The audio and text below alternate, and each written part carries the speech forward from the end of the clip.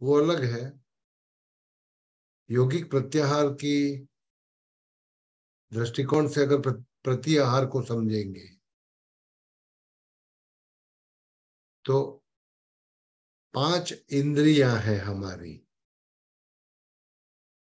प्रत्येक इंद्रिय का अपना खुद का एक कुदरती आहार है। जैसे कि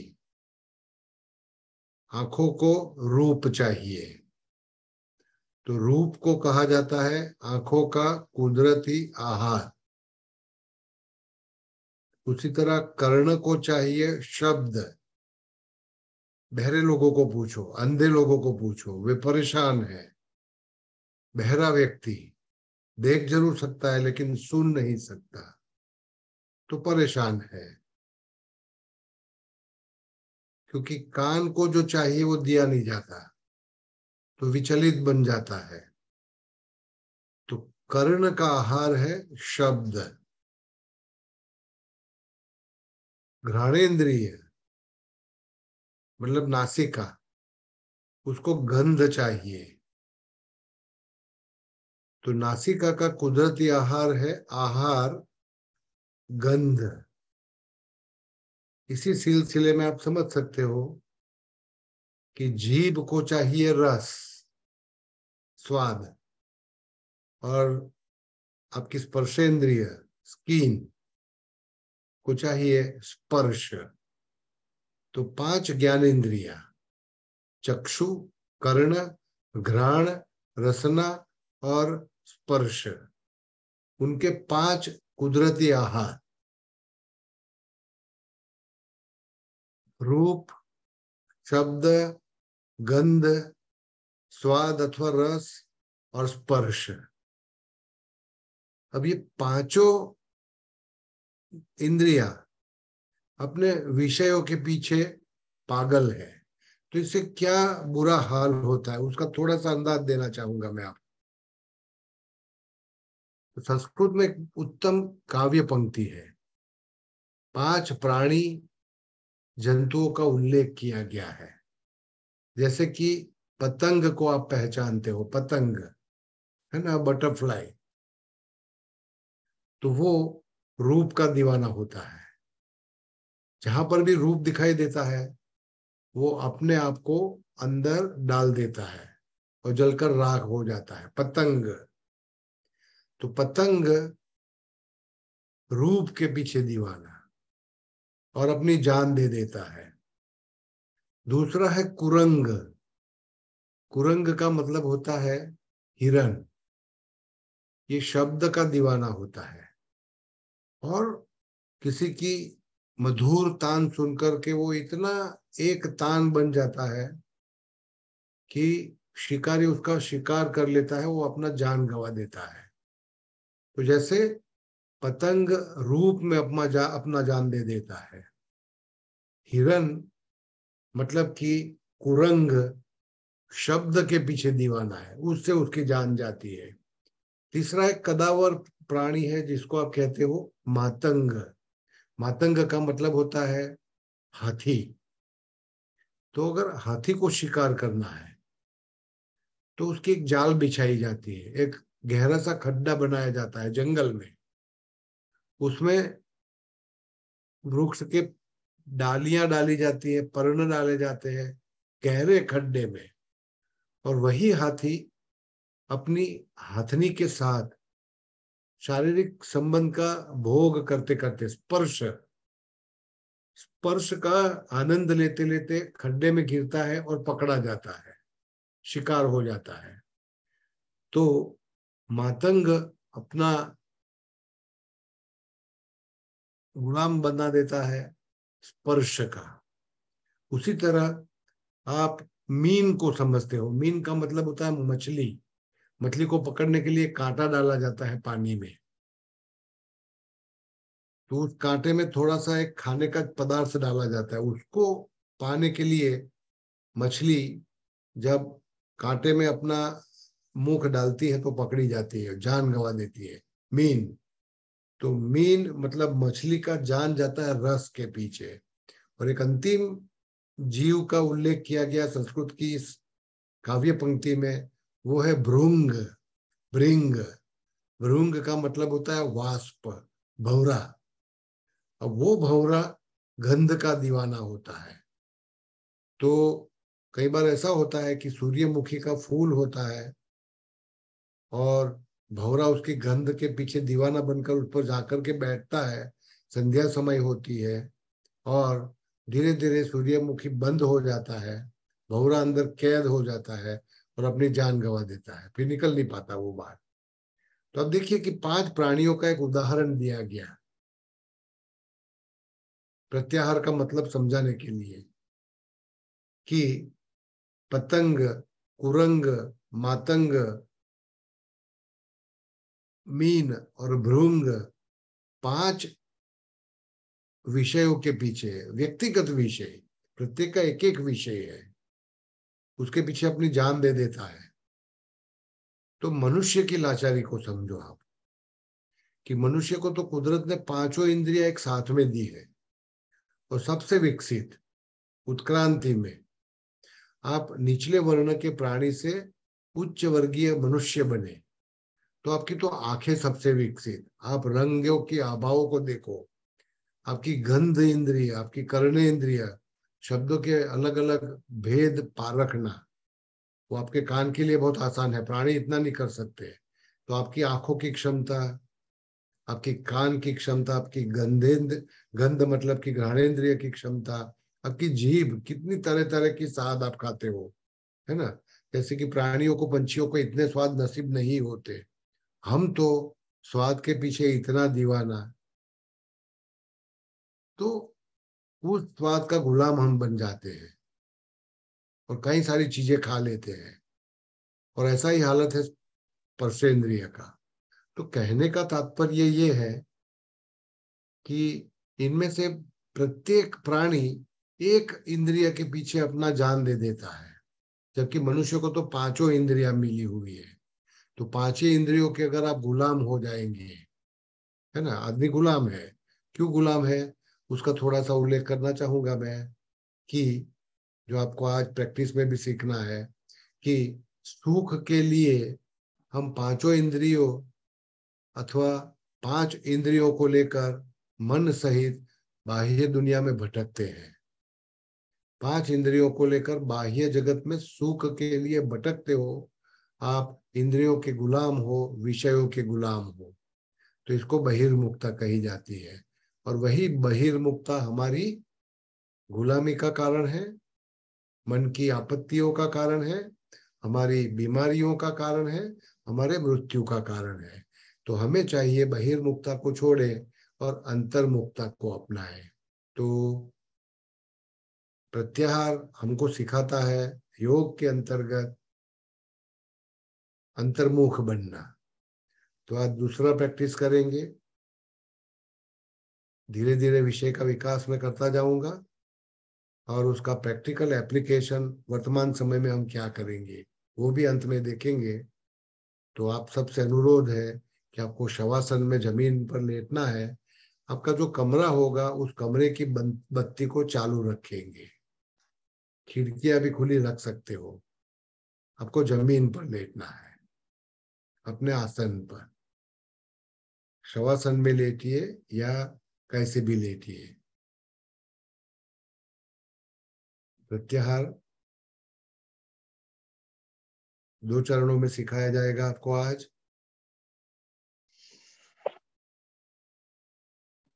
आरामदायक होकर जमीन पर लेटिए, पैरों को, दोनों पैरों को विश्रांति पूर्ण बनाइए, हाथों को आरामदायक छोड़िए, पूरा शरीर जमीन के भरोसे।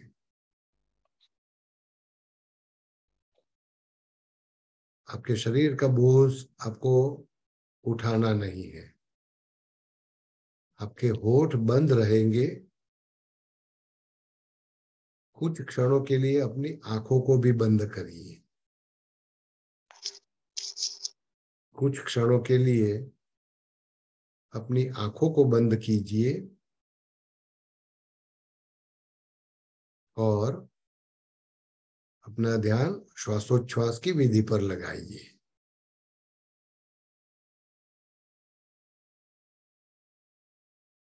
प्रत्येक उच्छ्वास के साथ अपने शरीर को और भी शिथिल छोड़िए और भी आरामदायक बनाइए।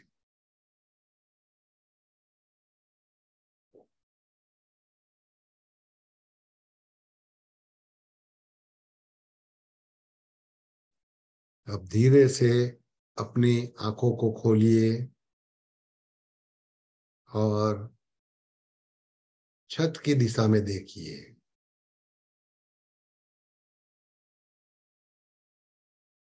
छत को अलग अलग कोने से देखिए। आप हल्के से अपनी नजरों को इधर उधर घुमा सकते हो। छत का, अपनी कमरे की छत का आकार देखो, परिमाण देखिए। परिमाण का मतलब है लंबाई और चौड़ाई का थोड़ा अंदाजा लगाइए, साधारण सा, आंखों को घुमा करके। छत के रंग को पहचानिए। छत की दिशा में देखना है आपको।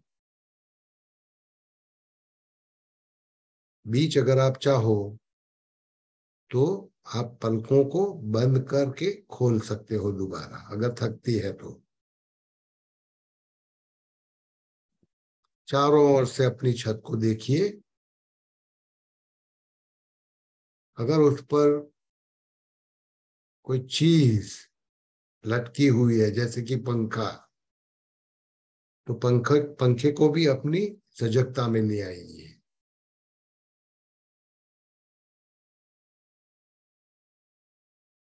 अपनी चक्षुर इंद्रिय को अपने ही कमरे को देखने के लिए काम में लगाइए।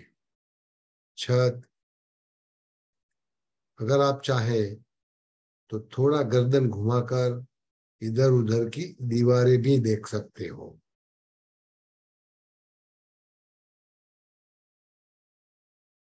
जो भी चीज देखें, जो भी आपकी दृष्टिपथ में प्रवेश कर रहा है, उसे साक्षी भाव से देखें। उसका वर्गीकरण न करिए, अच्छा या बुरा न कहिए। केवल आपको उसे अपनी सजगता में ले आना है। छत एवं दीवारें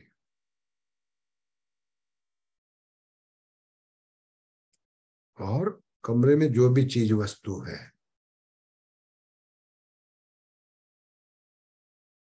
जो भी लेटे लेटे आप देख सकते हो, उसे अपनी जागरूकता में ले आइए।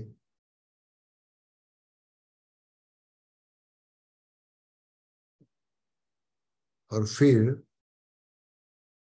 धीरे से अपनी गर्दन को स्थिर कीजिए और आंखों को हल्के से, बिना दबाव के बंद करिए। आंखों की पुतलियों को स्थिर बनाइए। और अब आपको अपनी दूसरी इंद्रिय का प्रयोग करना है। वो इंद्रिय रहेगी कर्णेंद्रिय, के माध्यम से आसपास से जो भी ध्वनि आप तक पहुंच रहे हैं, उसे शांत भाव देखिए। ध्वनि आपकी मकान अथवा तो कमरे के दूर से आने वाली, दूर दूर से आने वाली, अपनी कर्णेंद्रिय को रडार की तरह दूर दूर तक भेजो।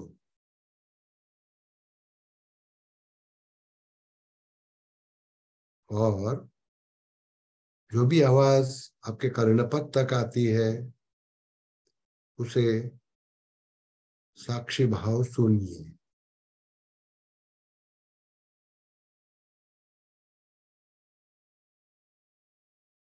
कमरे के भीतर अपना ध्यान ले आइए। आपके कमरे के भीतर से अगर कोई आवाज उठ रही है,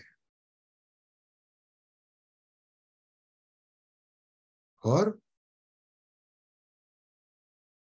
मेरी आवाज, मेरे शब्द, मेरे सूचनों को एकाग्र बनकर, तन्मय बनकर सुनने का प्रयास करें।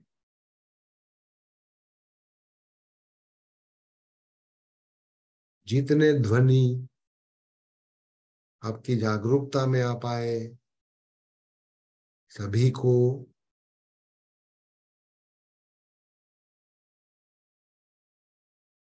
सुनिए।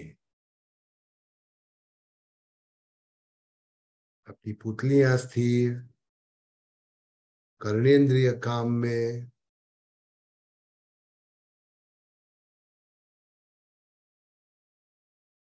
अब अपने शरीर पर ध्यान केंद्रित करिए। अपना शरीर जमीन पर लेटा हुआ, शांत, स्थिर, विश्रांति पूर्ण। शरीर के दोनों भागों को अलग करके देखिए, बायां और दायां, left and right side of your body.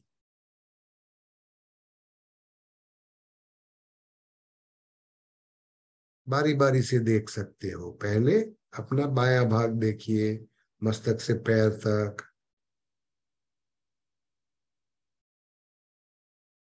और फिर दायां हिस्सा, जैसे कि आपका शरीर दो भागों में बांट चुका गया हो।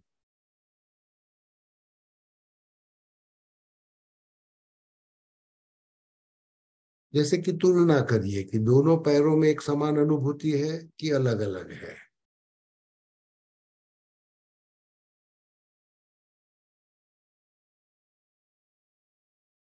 दोनों हाथों को देखिए, अनुभव करिए, दोनों हाथों में एक समान अनुभूति है या अलग अलग।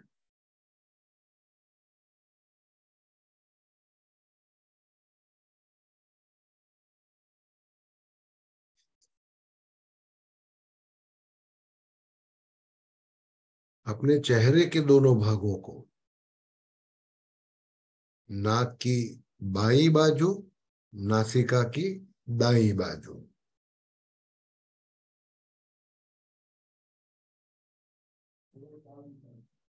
जैसे कि आप अपने दो शरीर अलग से देख रहे हो, बायां और दायां। कुछ ऐसा अनुभव करिए।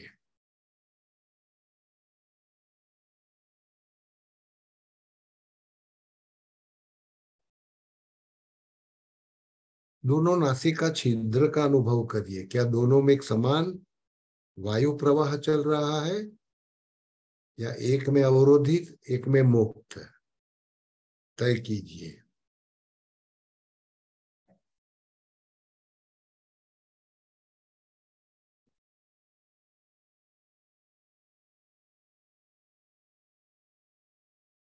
पहचानिए आपके शरीर के दोनों हिस्से, दोनों पक्ष, दोनों बाजुओं में एक समान अनुभूति हो रही है या एक अलग अलग।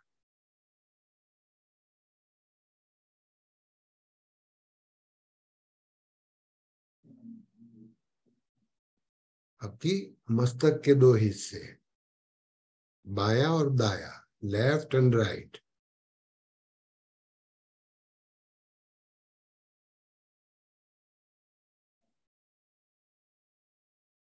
केवल अनुभव करें। अपनी दोनों भ्रमर थोड़ा सा अंदाजा लगाइए, क्या एक समान है या ऊपर नीचे।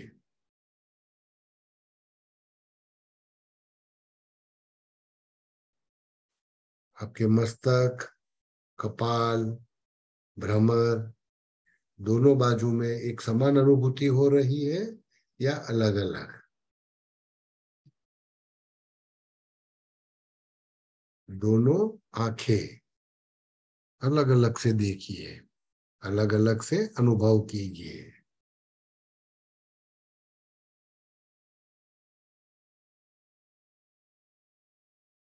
क्या दोनों पलकें एक समान अपनी पुतलियों पर है, या एक बाजू ज्यादा दबाव, दूसरी बाजू कम दबाव? कैसा अनुभव हो रहा है?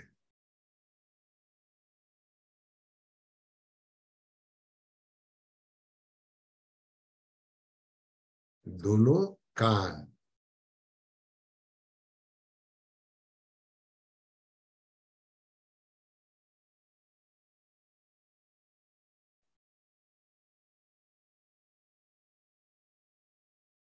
आपका मन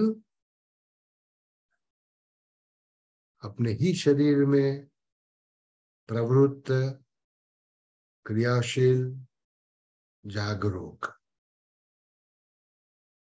अपने भीतर एक अलग प्रकार की ऊर्जा अनुभव कीजिए, और धीरे से अपनी चेतना को वापस बाहर की दुनिया में ले आइए। आपका शरीर, आपका कमरा, जमीन, छत, दीवारें, बाहर की आवाजें, दृश्य, धीरे से बंद आंखों से अपनी बाईं ओर घूम जाइए।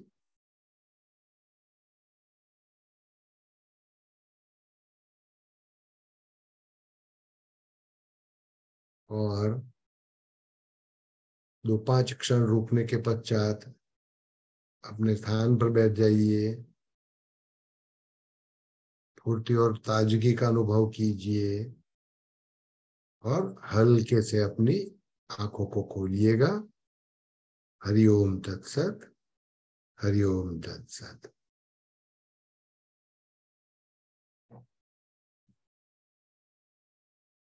तो ये प्रत्याहार का दूसरा प्रयोग था। मैं उम्मीद करता हूं कि 5 दिन आपको अलग अलग प्रकार से प्रत्याहार की प्रैक्टिस का अनुभव देना है।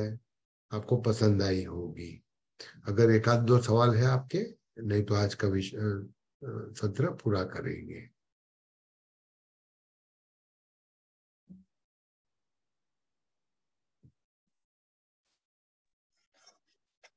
हरिओम सर। हरिओम। सर आपने कल जैसे बताया था कि कछुआ जैसे अपने दो चारों पैर अंदर ले लेता है, हम्म। ठीक है? तो हाँ, वैसा सर प्रत्याहार में मतलब फिजिकल इक्विवेलेंट तो नहीं, बट फिलोसॉफिकल इक्विवेलेंट उसका क्या होगा? फिलोसॉफिकल तो मैं नहीं कहूंगा, फिलोसॉफिकल अलग चीज है, लेकिन थोड़ा मेटाफोरिक, रूपक समझा संदर्भ है। जैसे जो। कि आज आपने एक अनुभव किया होगा कि आपने अपने दो अंगों को समेटने का प्रैक्टिस किया, दो अंगों को, है ना? दो अंगों में से एक चक्षुर इंद्रिय और दूसरी कर्णेंद्रिय को आपने समेट लिया अंदर की दिशा में। तो धीरे धीरे करके आपको तीनों की, पांचों को एक साथ में समेटने का भी मैं थोड़ा प्रयोग करूंगा। मैं भी सीख रहा हूँ। तो ओके। फिलोसॉफिकल नहीं है, लेकिन जीवन व्यवहार में कई बार ये आप कर सकते हो। जीवन व्यवहार में जैसे कि आप कोई काम कर रहे हो, है ना? तो जिस काम में आपने को आपको अपना आपका मन लगाना है, तो बाहर कितनी भी आवाजें क्यों ना हो, आप अपने दृष्टि को अथवा तो अपनी कर्मेंद्रियों को समेट लेंगे। तो ये व्यवहार में होता है, फिलोसॉफी में नहीं। तो फिलोसॉफी और मेटाफॉर, कछुए का उदाहरण देने का कारण है कि मैं आपको इंद्रियों को वापस लेने का काम, विड्रॉ करने का काम आप मेटाफोरिकली करना है थोड़ा। Okay okay sir.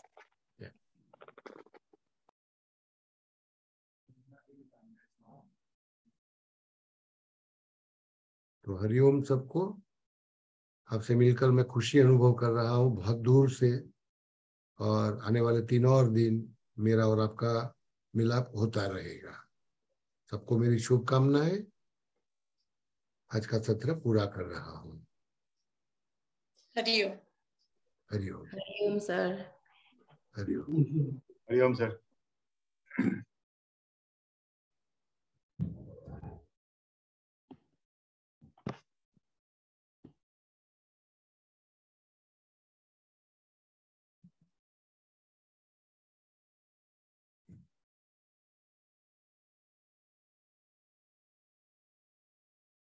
तो मैं पर्दा छोड़ रहा हूँ, आपसे विदाई ले रहा हूँ। कल हाँ मेरी सर। और आपकी दोबारा बड़ा કઈ છે નહીં ને ભીખુભાઈ કામમાં? ના અત્યારે એવું હશે તો આજે તમે છો, જો કઈ કામ હશે તો હું તમને ફોન કરીશ. હા, ગમે ત્યારે ફોન કરજો, બરાબર છે? સેશન બરાબર હતું? હા સર, સરસ, એકદમ પ્રોપર જઈ રહ્યું છે. ઓકે, ચાલો તો મળીએ. હા હા, હા ઓકે. હરિઓમ સર. હરિઓમ.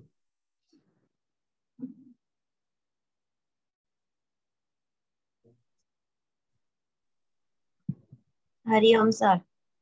હરિઓમ. હરિઓમ. મળીએ. हाँ।